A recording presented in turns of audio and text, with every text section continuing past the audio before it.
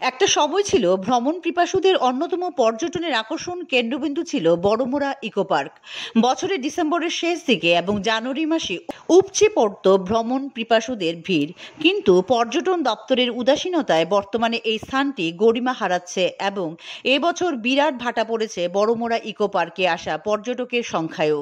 এই ইকো পার্কের মধ্যে অবস্থিত কয়েক বছর আগে ত্রিপুরা রাজ্য পর্যটন দপ্তর থেকে বড়মোড়া ইকো পার্কে 5টি কাঠের লগহাট তৈরি করা হয়েছিল, কিন্তু সঠিক রক্ষণাবেক্ষণের অভাবে এই কাঠের লগহাটগুলি বর্তমানে কার্যত ভঙ্গুর অবস্থায় সম্পূর্ণ বন্ধ হয়ে পড়েছে। ফলে বড়মোড়া ইকো পার্কে আসা পর্যটকদের আনন্দে ভাটা পড়ছে।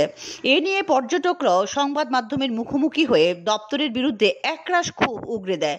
এই বড়মোড়া ইকো পার্কে থাকা একমাত্র খাবার দোকানটিও বর্তমানে বেহাল অবস্থায় পড়ে রয়েছে। এই খাবার দোকানটিও মেরামত করে পুনরায় সঠিকভাবে চালু করার কোনো উদ্যোগ নেই সংশ্লিষ্ট দপ্তরের।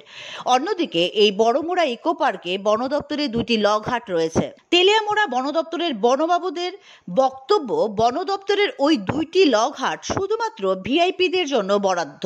কিন্তু রবিবার দিন ইকো পার্কে গিয়ে প্রত্যক্ষ করা যায় যে বন দপ্তরের অফিসার বাবুদের আত্মীয় স্বজন এবং বন্ধু বান্ধবদের জন্য আমোদ প্রমোদের জায়গা হয়ে দাঁড়িয়েছে ওই 2টি লগহাট।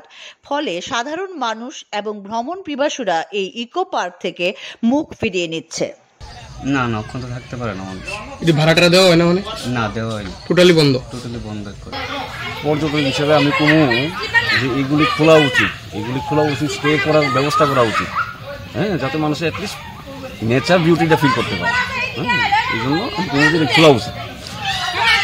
ব্যুরো রিপোর্ট, আকাশ ত্রিপুরা।